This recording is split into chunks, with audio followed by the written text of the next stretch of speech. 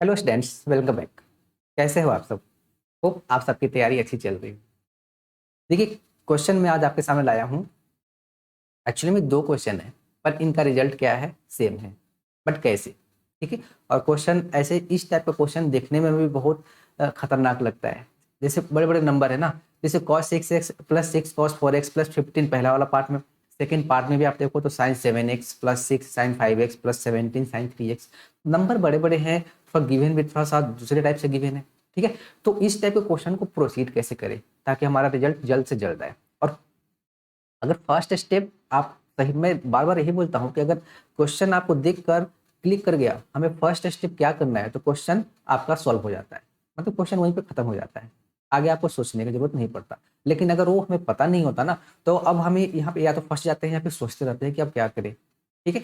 तो आज हम आपको यही बताने वाले हैं। और दूसरा एक और चीज बताऊंगा कि ये जो क्वेश्चन है ना, ये क्वेश्चन को कहाँ कहाँ प्रूव किया जा सकता है। जैसे मान लो इसी क्वेश्चन को आपको ट्रिग्नोमेट्रिक इक्वेशन में डाल देगा। इसी क्वेश्चन को इंटीग्रेशन इंडेफिनिट इंटीग्रेशन में डालेगा, हो सकता है डेफिनिट में डाल दे, डेफिनिट इंटीग्रेशन में आपको वेरिएशन कर दे। इसी क्वेश्चन को इंटीग्रेशन दे देगा, लिमिट्स दे देगा, और इसमें मॉड डाल देगा। ठीक है, इसमें जीआईएफ डाल देगा। ठीक है। तो अगर नॉर्मल आप सोचो कि अगर क्वेश्चन हमें गिवन है और इसको इंटीग्रेशन में डाल दे, और मॉड हमारे पास डेफिनिट इंटीग्रेशन का क्वेश्चन हो और इसमें जीआईएफ डाल दे, तो बच्चे तो बहुत डर जाएंगे। क्योंकि इतने बड़े नंबर को जी, एक तो नंबर ही बड़ा है, एक्चुअली में क्वेश्चन देखने में भी टफ लग रहा है, और ऊपर से जीआईएफ डाल दिया, मॉड डाल दिया, थोड़ा सा इसको कैलकुलेशन हार्ड हो सकता है। बट हमें अगर सही अप्रोच पता है, ठीक है, इसको कैलकुलेट करने का सही मेथड पता है, तो आपको कहीं पे भी क्वेश्चन पुट कर दे, डिफिकल्टी नहीं होगा। ठीक है। तो आज हम आपको यही बताने वाले हैं कि इसको कैसे प्रोसीड करना है, कैसे, मतलब पहला स्टेप क्या होगा, मैं आपको सिर्फ ही बताऊंगा। जैसे ही पहला स्टेप बताऊंगा आप समझ जाओगे कि क्वेश्चन को कैसे प्रोसीड करना है। तो चलिए स्टार्ट करते हैं, इसको हम लोग कैसे सॉल्व करते हैं। देखिए, क्वेश्चन आपके सामने की है, ठीक है। अब मैं आपसे एक चीज पूछूंगा कि अगर मान लो कि ये cos 6x गिवन है, और ये जो 6 है ना, ये वाला 6, ये वाला देख रहे हो, ये वाला, अगर इसको मैं यहाँ पे नहीं डालता या फिर क्वेश्चन में नहीं होता, तब आप क्या करते? तब आपके माइंड में क्या आता कि cos 6x plus cos 4x है, तो इसमें हम लोग cos c plus cos d apply करते। बिल्कुल, ये तो माइंड में आता। अब यहाँ पे भी आपको हो सकता है माइंड में आ रहा होगा, लेकिन प्रॉब्लम ये 6 क्रिएट कर रहा है, यहाँ पे 15 क्रिएट कर रहा है कि कैसे करें। तो अब एक्चुअली में जो आपने सोचा कि यहाँ पे अगर 6 नहीं होता तो हम cos c plus cos d apply करते, एक्चुअली में यहाँ पे भी वही अप्लाई होगा, cos c plus cos d। बस ये थोड़ा सा ट्विस्ट है कि हमें जितने भी टर्म्स गिवन है ना, इनको थोड़ा ब्रेक करना है और हमें पेयर बना देना है। ठीक है। अब वही ब्रेक कैसे करेंगे, पेयर कैसे बनाएंगे, मैं आज आपको ये बताऊंगा। देखिए, तो सबसे पहले cos c plus cos d तो हमारे माइंड में आ गया कि cos c plus cos d ही लगाएंगे। अब cos c plus cos d का आइडेंटिटी अगर याद आपको है तो अच्छी बात है, नहीं याद है तो मैं आपको लिखता हूं यहाँ पे, आप समझ जाओगे। cos c plus cos d, ठीक है, इक्वल टू क्या होता है, 2 cos c plus d by 2 और into cos c minus d। अगर cos का आइडेंटिटी में दोनों cos आता है, और इंटरेस्टिंग ये है कि cos c का जो कोफिशिएंट होगा वही cos d का कोफिशिएंट होगा। अब या तो 1 है जिसके थ्रू हम आइडेंटिटी अप्लाई कर रहे हैं, अगर दोनों का 2 रहेगा तो 2 कॉमन लेके हम लोग प्रोसीड करेंगे, 3 रहेगा तो 3 कॉमन लेंगे, लेकिन दोनों का क्या होना चाहिए, सेम होना चाहिए। इस चीज को आप याद रखिए। नाउ आप देखिए क्वेश्चन पे चलते हैं। तो क्वेश्चन में हमारे गिवन है cos 6x plus 6 cos 4x plus 15 cos 2x plus 10 upon this. ठीक है। अब देखिए, मैं क्वेश्चन को यहाँ से लिखना स्टार्ट करता हूँ। तो पहला पार्ट हमारे पास गिवन है cos 6x, राइट। अब यहाँ पे क्योंकि इसका कोफिशिएंट 1 है, तो अब हमें क्या करना पड़ेगा, ये जो 6 cos 4x है ना, इसको ब्रेक करेंगे। अब ब्रेक करके यहाँ से cos 4x है ना, एक हम लोग इसको इसके साथ रख देंगे। ठीक है। और इसको थोड़ा सा ऐसे ब्रैकेट में पेयर बना देते हैं, ठीक है, समझने के लिए। अब बीच में प्लस। अब देखो यहां से तो 6 cos 4x में से आप cos 4x को इसके साथ पेयर बनाने के लिए ऐड कर दिया, बच गया कितना, 5 cos 4x। ठीक है। अब यहां बचा 5, एक का स्टेप आपको बताऊंगा, 5 cos 4x। ठीक है। अब देखिए ये कितना है, 15 cos 2x। अब देखो 5 cos 4x है। अब इन दोनों में मुझे अगर आइडेंटिटी अप्लाई करना होगा cos c plus cos d, तो cos 4x का कोफिशिएंट 5 है, तो मतलब यहाँ पे भी उसका कोफिशिएंट अगर 5 रहेगा तभी तो कॉमन ले पाऊंगा। तो अब आपको क्या करना है, जो 15 cos 2x है इसमें से 5 cos 2x उठा के यहाँ डाल दीजिए, मतलब उससे उसको उसमें से थोड़ा सा ब्रेक करके हम इसमें यहाँ पे ऐड करके पेयर बना देंगे। ठीक है। Then plus. अब देखो आपने यहाँ से 5 भी निकाल दिया, तो बच कितना गया, 10 cos 2x। तो यहाँ बच गया 10 cos 2x और देन प्लस 10। देखो पेयर बना दिया, ठीक है। बस यही एक स्टेप करना था। अब आप क्वेश्चन को खुद ही सॉल्व कर लो, ठीक है। और इस क्वेश्चन को पकड़ने का क्या आसान तरीका था, मैं वो भी बता देता हूँ आपको। स्टार्टिंग में बताना था पर कोई नहीं, अभी बता देता हूँ। देखिए ये 6 और 4, जब ये एंगल चेक करो, ये 6 है और ये 4 है।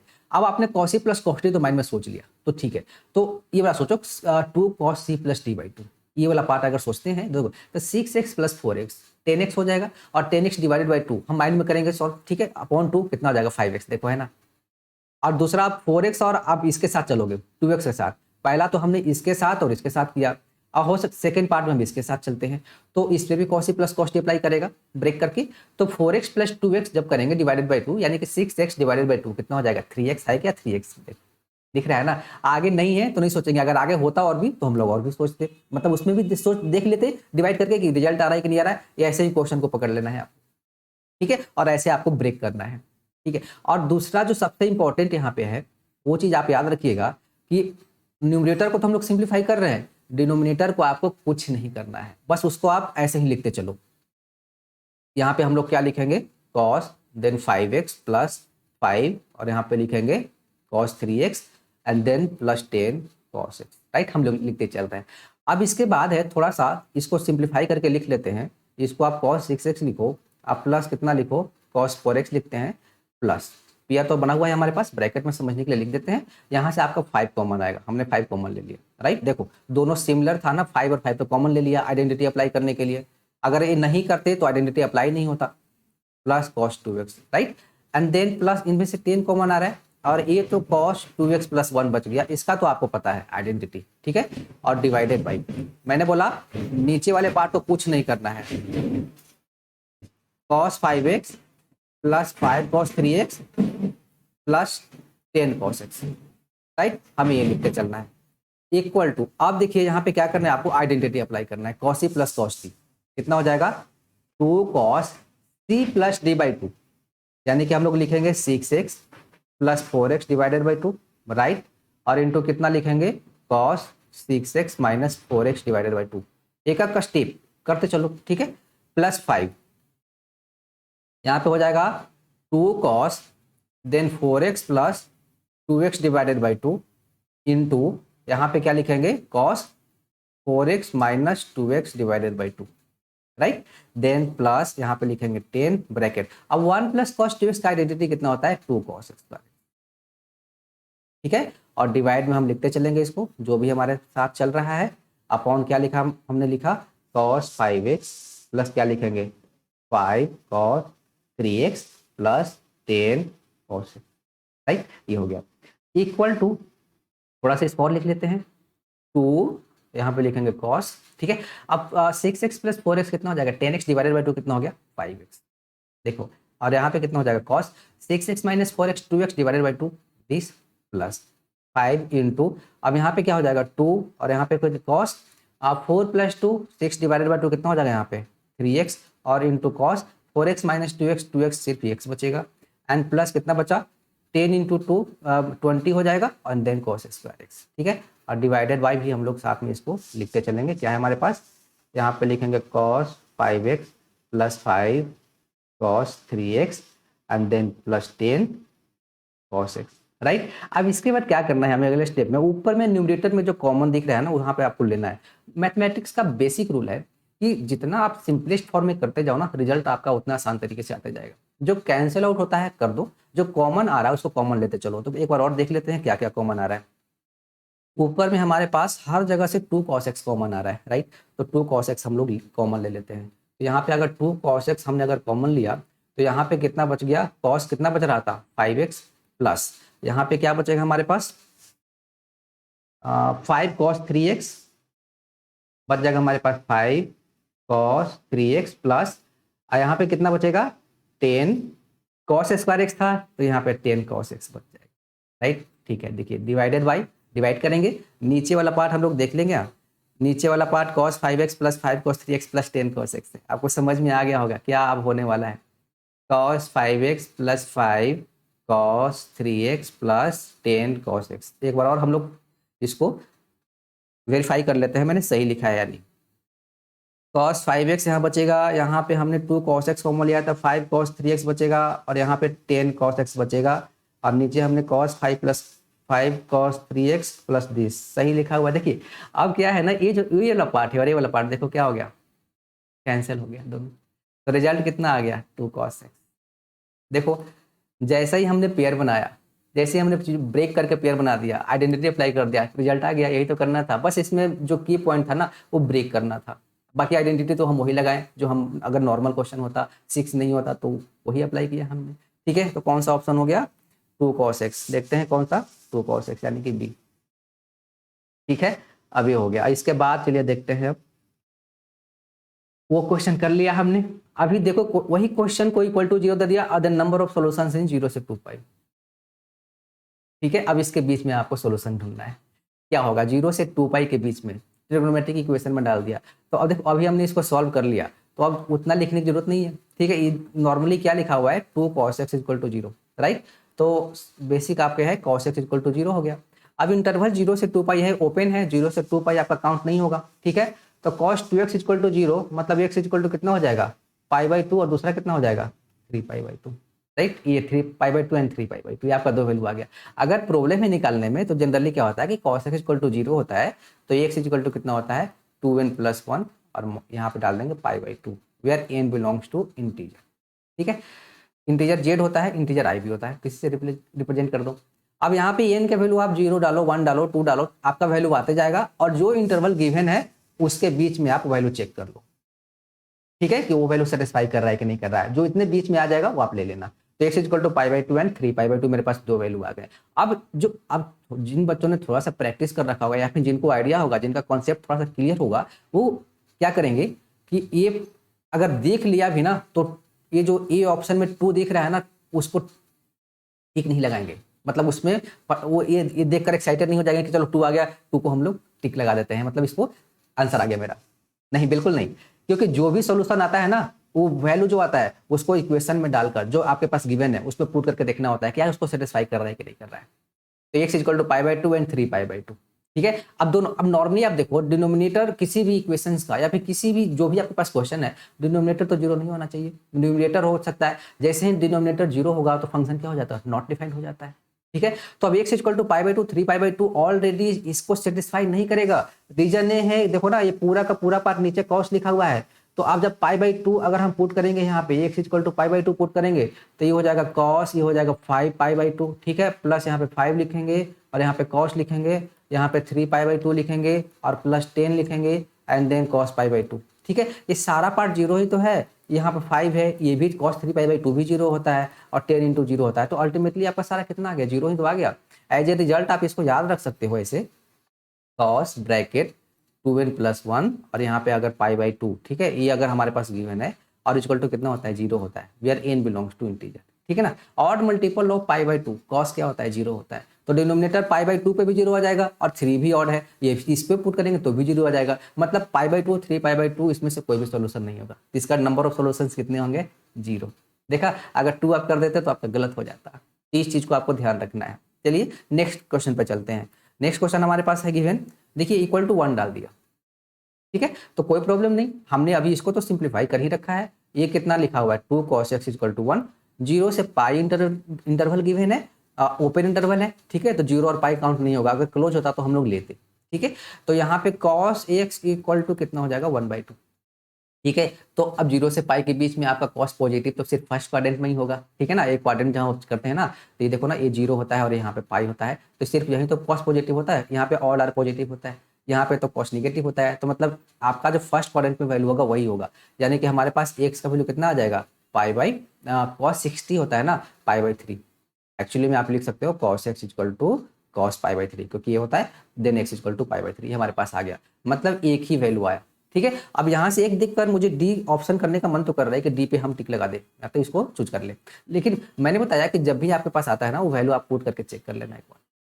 ठीक है, ताकि वो सेटिस्फाई कर रहा है कि नहीं कर रहा है। तो x इक्वल टू π/3 डालकर चेक कर लेंगे आप, तो यहाँ पे कितना हो जाएगा cos, मैं वैल्यू डाल देता हूँ 6, यहाँ पे 6 इंटू कितना लिखेंगे हम लोग π/3। ठीक है, प्लस 6 cos, आपको समझा रहा हूँ इसलिए लिख रहा हूँ, अदरवाइज आप तो कैलकुलेशन खुद भी कर सकते हो, डायरेक्ट वैल्यू पुट करके सिंप्लीफाई करके। कॉस यहाँ पे कितना हो जाएगा 4π/3, ठीक है, एंड देन प्लस 15 हो जाएगा, और यहाँ पे कितना हो जाएगा cos 2π/3। जहाँ जहाँ एक्स है ना वहाँ पे हम लोग π/3 पुट कर रहे हैं, प्लस 10, ठीक है, डिवाइडेड बाई यहाँ से कितना हो जाएगा हमारे पास cos 5π/3, cos π/3 और प्लस हो जाएगा 5 cos 3π/3, ठीक है, एंड देन प्लस 10 cos π/3। देखिए आप सिर्फ वैल्यू निकालना है, जैसे cos 120, cos 150, 2π/3, 3π/4 जितना भी है आपको वैल्यू तो निकालने आता होगा। तो देखिए एक 3 से इसको अगर गायब करते हैं तो यहाँ पे लिखा हुआ है cos 2π, cos 2π की वैल्यू कितना होता है 1 होता है ना, एंड देन 4π/3 लिखा हुआ है, तो इसको हम सिंप्लीफाई कैसे करेंगे, तो पाई प्लस π/3, ठीक है, तो पाई प्लस π/3 आपका किस क्वाड्रेंट में जाएगा, थर्ड क्वाड्रेंट में। थर्ड में कॉस क्या होता है, निगेटिव होता है, तो यहाँ पे -6 आ जाएगा, अब बच जाएगा cos π/3 यानी कि 1/2, राइट। अब cos 2π/3 कितना होता है, पाई माइनस π/3, सेकंड क्वाड्रेंट में, सेकंड में भी cos निगेटिव होता है, तो ये भी आपका निगेटिव वैल्यू देगा -15 × 1/2, ठीक है ना, cos 2π/3 -1/2 होता है, एंड देन प्लस क्या लिखेंगे 10 डिवाइडेड बाई, अब यहाँ पे लिखेंगे तो cos 5π/3 ब्रेक करो 2π माइनस π/3, मतलब फोर्थ क्वाड्रेंट में आपका cos क्या होता है, पॉजिटिव होता है। ऐसे भी 5 इंटू कितना 60, 5 इंटू 60 कितना हो जाएगा, 5 इंटू 60 यानी कि मल्टीप्लाई करके चेक कर लो, 5 इंटू 60 मतलब 300, देखो ना ये 270 से क्रॉस कर गया ना, मतलब फोर्थ में तो cos पॉजिटिव होता है, तो मतलब इसका वैल्यू कितना आ जाएगा पास 1/2, ठीक है। और देखो ये 3 से 3 गैप हो गया, अब cos पाई कितना होता है -1 होता है, यानी कि -5 और प्लस यहाँ पे 10 लिखा हुआ है और इंटू 1/2, क्योंकि cos 60 आपका 1/2 होता है, राइट। अब इसको जब सिंप्लीफाई करेंगे, देखिए अगला स्लाइड में चलते हैं, तो यहाँ पे लिखा हुआ है आपके पास 1 - 6/2, इसको सिंप्लीफाई 3 भी लिख सकते हो, ठीक है, पर नॉर्मल वे में 15/2 लिखा हुआ है, और प्लस यहाँ पे 10 लिखा हुआ है, नीचे आपका यहाँ पे 1/2 लिखा हुआ है, और यहाँ पे -5 लिखा हुआ है, और +5 लिखा हुआ है। 5 इसलिए लिखा हुआ है, देखो ना ये जो लिखा ना वैल्यू, यहाँ पे 2 से आप यहाँ पे 5 कर सकते हो, ठीक है, तो ये चीज़ है हमारे पास आगे। अब यहाँ से देखिए 5 और 5 कैंसिल हो गया, ठीक है, ऊपर में अगर 2 एलसीएम लेते हैं तो यहाँ पे हो जाएगा 2 - 6, सॉरी यहाँ पे माइनस आएगा, यहाँ पे हम लोग प्लस नहीं, क्योंकि एलसीएम ले रहे हैं ना, और 15 के पहले क्या लिखा हुआ है, माइनस लिखा हुआ है, तो माइनस लिखेंगे 15 एंड देन प्लस कितना हो जाएगा 20 डिवाइडेड बाई 2, और अपॉन में कितना है हमारे पास 1/2, राइट। अब देखो 20 + 2, 22 - 15 और 6 कितना होता है 21, यानी कि ये लिखा हुआ है 22 - 21/2 और divided by 1/2, which is equal to 1/2 divided by 1/2। देखो दोनों कट तो गया, 1 आ गया, यानी कि सेटिस्फाई कर रहा है। तो आंसर हमारा जो था π/3 इज द राइट ऑप्शन, मतलब डी ऑप्शन हो गया। नंबर ऑफ सोल्यूशन कितने होंगे, 1 होंगे, ठीक है।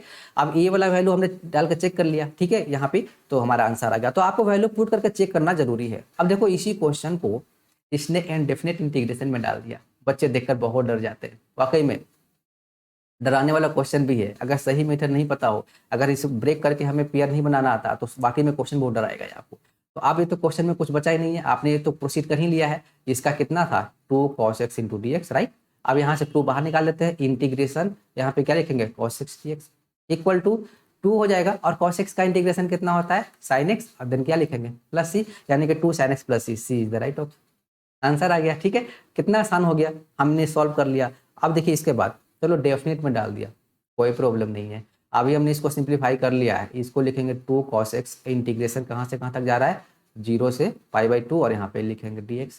अब 2 को बाहर निकाल देते हैं, cos x का इंटीग्रेशन तो आपको पता है, बेसिक है sin x, और यहाँ पे कितना है 0 से कितना लिखेंगे π/2, यानी कि 2 ब्रैकेट यहाँ पे हम लोग लिखेंगे sin π/2 और माइनस कितना लिखेंगे sin 0, which is equal to 2 into sin π/2 sin 91 minus sin 0, which is equal to 2। ये हमारा देखो, ये हमारा आंसर आ गया 2। देखो ये तो मेन जो मेजर पार्ट है ना आपका, यही तो है। ये अगर आपको सिंप्लीफाई करने आ गया तो क्वेश्चन सॉल्व हो जाएगा, ठीक है। अब देखिए डेफिनेट में आपको इसी में चेंज कर दिया, चलो मॉड डाल दिया, ठीक है, मॉड का भी प्रैक्टिस हो जाएगा आज आपका। तो देखिए क्वेश्चन 0 से पाई लिखा हुआ है, ठीक है, और यहाँ पे 2 cos x लिखा हुआ है, मॉड लिखा हुआ है, और इंटू dx लिख दिया, ठीक है।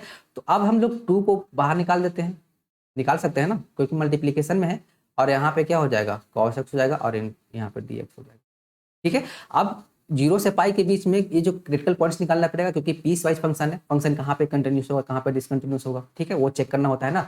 तो ग्राफ से कर लो या फिर नॉर्मल cos x = 0 पुट कर लो, तो x = कितना आ जाएगा π/2, क्योंकि 0 से पाई के बीच में पाई/2 पे आपका cos पाई/2 क्या होता है, 0 होता है। तो सिर्फ पाई/2 होगा, अगला पार्ट में 3 पाई/2 आ सकता है, लेकिन 3 पाई/2 तो आपका पाई से आपका आगे का वैल्यू हो गया, ठीक है, तो उसको नहीं लेंगे।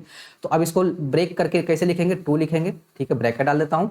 यहाँ पे कितना हो जाएगा, 0 से यहाँ पे लिखेंगे पाई/2 और यहाँ पे लिखेंगे cos x और यहाँ पे हम लोग लिखेंगे dx और प्लस कितना लिखेंगे, अब यहाँ पे लिखेंगे पाई/2, दो पार्ट में ब्रेक होगा ना, पाई/2 से पाई और यहाँ पे क्या लिखेंगे हम लोग, cos x दिस और इंटू dx, राइट।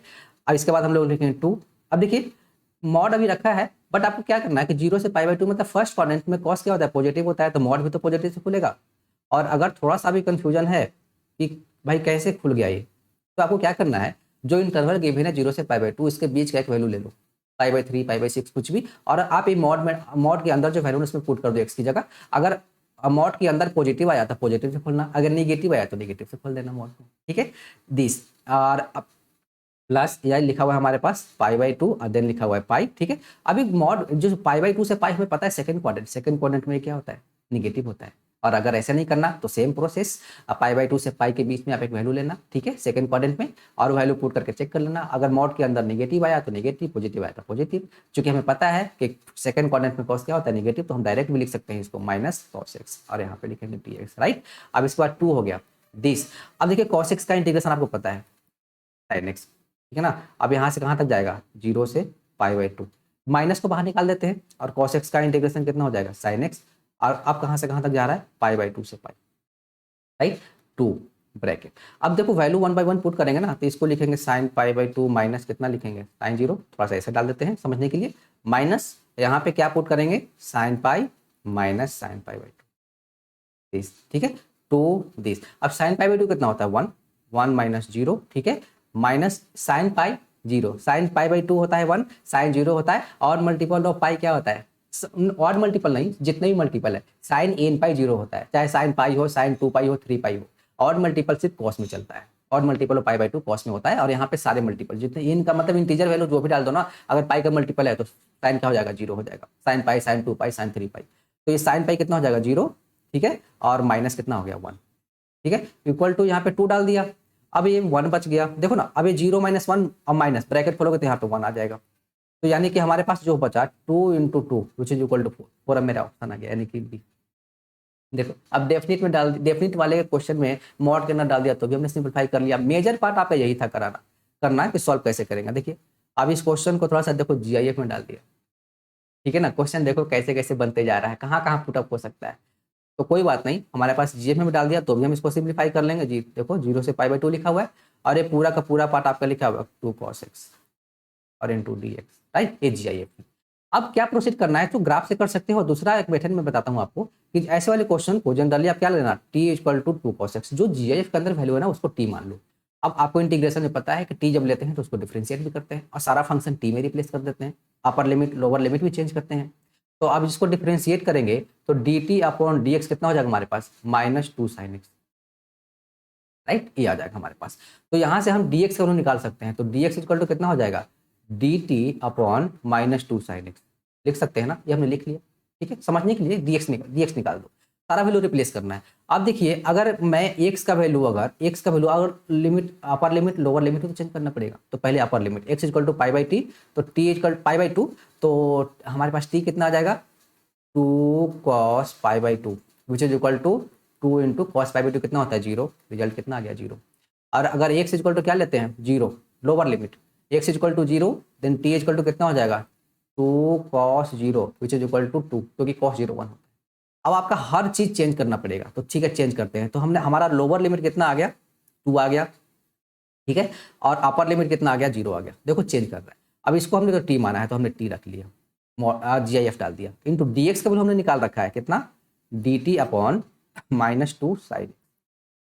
देखो अब यहाँ पे sin x बच रहा है तो इसको भी तो t में रिप्लेस करना पड़ेगा, तो बिल्कुल, तो अब उसको रिप्लेस भी कर देंगे। यहाँ से मैं निकाल लेता हूँ वैल्यू, आपको देखिए, तो t/2 = कितना लिखा हुआ है, cos x, ठीक है, हमें sin x ही तो निकालना है। तो आपको पता है ना sin x = क्या होता है, √1 - cos स्क्वायर x, क्योंकि sin square x plus cos square x 1, तो sin square x = 1 - cos square x, हमने यहाँ से स्क्वायर को रूट में कन्वर्ट कर दिया, तो विच इज इक्वल टू कितना हो जाएगा, 1 - अब कितना वैल्यू है मेरे पास, t/2 होल स्क्वायर यानी कि t²/4 लिख सकता हूँ क्या, बिल्कुल। तो अब इसका जब एलसीएम लेंगे तो हो जाएगा 4 - t² अपॉन में कितना हो जाएगा 4, ठीक है। इसको थोड़ा सिंप्लीफाई कर लिखना चाहें तो इसको मैं लिखूंगा 4 - t² 30, और ये 4 जो है ना इसका रूट निकाल कर डायरेक्ट ऐसे, ठीक है। अब ये वैल्यू यहाँ पे अगर रिप्लेस करेंगे तो ये 2 लिखा हुआ है, 0 लिखा हुआ है, देखो ना ध्यान से, ये ऐसे GIF दे रखा है और यहाँ पे dt गिवन है और अपॉन में कितना लिखा हुआ है -2 इंटू, अब साइन एक्स का वैल्यू कितना आ गया 4 - t² under root divided by 2, यानी कि देखो ये 2 से 2 क्या हो गया, कैंसिल हो गया। अब इसको थोड़ा सा नेक्स्ट स्लाइड पे लिखते हैं हम लोग फ्रेश। आपके पास आ गया कितना, यहाँ पे 2 बच गया, यहाँ पे 0 बच गया, ठीक है। यहाँ पे आपका t तो बचा हुआ है 20 और इंटू यहाँ पे dt अपॉन में क्या बच गया नीचे माइनस, और यहाँ पे बच गया 4 - t², देख रहे हो इतना बच गया हमारे पास। अब मैं इसको थोड़ा सा ऐसे लिखना चाहता हूँ, देखना माइनस हटा रहा हूँ तो मैं 0 से 2 लिख दिया। अब आप पूछोगे कि ये कैसे हो गया, ठीक है। तो देख मैं बता दूंगा आपको, अभी बताता हूँ क्यों लिखा हमने। हमारे पास एक डेफिनेट का प्रॉपर्टीज होता है कि अगर a to b गिवन है और फंक्शन आपका f(x) dx है, ठीक है ना, तो जैसे ही आप अपर लोअर लिमिट को चेंज करोगे तो बाहर क्या लग जाता है माइनस, तो यहाँ पे b आ जाएगा, यहाँ पे a आ जाएगा और यहाँ पे f(x) और यहाँ पे dx आ जाएगा, राइट, सही लिखा a to b b2। तो वही देखो माइनस हटाया तो मैंने अपर और लोअर लिमिट दोनों को चेंज कर दिया, ठीक है। अब क्या करना है आपको, देखो टी सारा फंक्शन टी में आ चुका है, अब बस आपको GIF वाला, अब GIF के बारे में अब सोचेंगे क्या है कि 0 से 2 के बीच में मेरे पास एक इंटीजर आता है 1, क्योंकि GIF ना इंटीजर वैल्यू पे डिफाइंड होगा, ठीक है ना, ओनली इंटीग्रल सॉल्यूशन देता है, ठीक है। A value less than equal to x and always gives integral value of x, ठीक है। तो 0 1, तो इसको ब्रेक करेंगे कहां से कहां तक, पहला पार्ट में ब्रेक करेंगे हम लोग यहाँ पे, तो 0 से 1 तक जाएंगे, क्योंकि 0 से 2 के बीच में सिर्फ 1 ही एक इंटीजर है। तो 0 से 2 लिख दिया और यहाँ पे t डाल दिया और यहाँ पे हो जाएगा 4 - t² अंडर रूट और इंटू यहाँ पे dt एंड देन प्लस, ठीक है। आप कहाँ से 1 से 2 लिखेंगे और यहाँ पे t हो जाएगा और यहाँ पे हमारे पास dt और यहाँ पे क्या लिखेंगे 4 - t²। देखो सब चीज सही चल रहा है, सही लिखा ना, 0 से 1, 1 से 2 और इसके बीच में इंटीजर हमने चेक कर लिया, ठीक है। अब इसके बाद क्या करना है, इसमें 0 से 1 के बीच में GIF क्या होता है, अब value less than equal to x, तो 0 हो जाएगा ना। ये जो पार्ट है ना t जो होगा ना आपके पास, अगर 0 गिवन है और 1 गिवन है तो यहाँ पे GIF का वैल्यू कितना हो जाएगा 0 हो जाएगा, ये हमने पढ़ा है, ठीक है। तो ये पूरा का पूरा वैल्यू कितना हो गया 0 ही तो हो गया, क्योंकि 0 डाल देंगे ना, 0 अपॉन दिस 0 खत्म। प्लस अब यहाँ पे 1 से 2 के बीच में क्या होगा 1 होगा, तो यहाँ पे 1 लिखेंगे, यहाँ पे 2 लिखेंगे और यहाँ पे 1 अपॉन में कितना हो जाएगा 4 - t² under root r into dt, right. अब खत्म। तो इसका फॉर्मूला तो पता है ना आपको, कितना होता है साइन इनवर्स x/a, यानी कि साइन इनवर्स t/2। लिमिट कहाँ से कहाँ तक है 1 से 2 में। आइडेंटिटी कौन सा अप्लाई किया हमने, हमारे पास एक फॉर्मूला होता है dx integration dx upon a² - x² under root given है, तो इसका होता है sine inverse x/a plus c। ये हमने अप्लाई कर दिया, ठीक है। विच इज इक्वल टू, अब कितना, अब वैल्यू तो पुट करना है, फटाफट कर लेते हैं। साइन इनवर्स 2/2 और minus sine inverse 1/2, which is, अब ये बच गया आपके पास sine inverse 1 minus sine inverse 1/2। अब साइन इनवर्स 1 कितना मतलब π/2 क्या, और साइन इनवर्स 1/2 मतलब π/6 का साइन 30 होता है। तो रिजल्ट कितना आ गया, आप एलसीएम जब लोग सॉल्व करोगे तो π/3, क्योंकि 90 है, 90 माइनस 30 कितना होता है 60, 60 को हम π/3 लिखते हैं, तो π/3 मेरा ऑप्शन आ गया। आप देखते हैं π/3 है क्या, π/3 यानी कि सी। देखो कितना आसान तरीके से आ गया, GIF को हमने सॉल्व कर दिया, ठीक है। अब देखिए मैंने बोला था कि जो एक क्वेश्चन और भी था वो दोनों का रिजल्ट सेम था, पर मैंने एक क्वेश्चन के थ्रू आपको पूरा पैटर्न मतलब पूरा कॉन्सेप्ट बताया कि उस क्वेश्चन को कहाँ कहाँ पुटअप किया जा सकता है। नाउ अब इस क्वेश्चन को भी सॉल्व कर लेते हैं, लास्ट में है तो ठीक है, देखते हैं कैसे। तो सबसे पहला जो ट्रिक है सेम चीज है कि इसमें हम कॉसी प्लस कॉस्ट ही अप्लाई करेंगे, लेकिन उससे पहले आप चेक कर लो। देखो 7 + 5 12 डिवाइडेड बाई 2 6, देखो 5 + 3 डिवाइडेड बाई 2 यानी कि 8 डिवाइडेड बाई 2 4, देखो बन रहा है ना। अब यहाँ पे एक और भी है, तो 3x + 4x 3x + x 4x divided by 2 कितना हो जाएगा 2x। देखो क्या बचा, कुछ नहीं, तो बस पेयर ही तो बनाना है आपको। तो पेयर कैसे बना देंगे, देखिए मैं आपको लिखता हूँ, साइन 7x लिखेंगे और एक साइन 5x इसके साथ हम लोग ऐड कर लेंगे, प्लस यहाँ पे 5 बच गया, यहाँ पे लिखेंगे 5 और लिखेंगे साइन 5x एंड देन अब देखिए यहाँ पे 5 है तो एक 5 आपको यहाँ से रखना पड़ेगा, तो यहाँ पे लिखेंगे 5 और क्या लिखेंगे हम लोग साइन 3x, बताया ना कॉसी प्लस कॉस्टी लगाने के लिए वही चीजें कर रहा हूँ मैं। और प्लस अब यहाँ पे 5 निकल चुका है तो 12 बच गया ना, तो 12 लिखेंगे और यहाँ पे क्या लिखेंगे साइन 3x और प्लस 12 साइन x। देखो ब्रेक हो गया। अब मैंने एक चीज और बताया था आपको, इसमें मैं थोड़ा सा शॉर्टकट ले लेता हूँ। ये जो नीचे वाला पार्ट आपको बस लिखते चलना है, तो मैंने वैसे ही कर दिया। ठीक है, इसका मतलब क्या है कि सेम चीज मैंने यहाँ पे रिपीट कर दिया। अब अगला स्टेप क्या है हमारे पास, तो इसको लिखेंगे साइन 7x और प्लस क्या लिखेंगे sign 5x, right, this plus इसमें से 5 कॉमन ले लेंगे, इसलिए तो मैंने पेयर बनाया, ब्रेक करके पेयर बनाना। यहाँ पे हो जाएगा साइन 5x और प्लस कितना हो जाएगा साइन 3x, और यहाँ से आपका 12 कॉमन आएगा। ठीक है, क्या लिखोगे sine 3x and then plus sine x, और नीचे आपको क्या करना है, इस वाले क्वेश्चन में आपको कुछ नहीं करना है, बस लिखते चलो। ठीक है, ये डाइट। अब इक्वल टू, अब फॉर्मूला अप्लाई कर लेते हैं। फॉर्मूला में उतना लिखने की जरूरत नहीं है, आपको पता चल चुका है, पहले मैं तो बताया पूरे डिटेल में। Cos C plus sine C plus sine D, अब वहाँ पे कॉस था, यहाँ पे साइन था, पर टेंशन वाली बात नहीं है, sine C plus sine D का आइडेंटिटी अप्लाई कर देंगे। कितना होता है 2 sine C plus D by 2 और into cos C minus D, apply करते हैं तो यहाँ पे साइन नहीं आएगा, यहाँ पे क्या आएगा आपका स्टार्टिंग में कॉस, पहले कॉस भी लिख सकते हो, कोई प्रॉब्लम नहीं है, बट जो स्टैंडर्ड फॉर्म है ना हम उसी तरीके से काम करेंगे ताकि रिजल्ट गड़बड़ ना हो।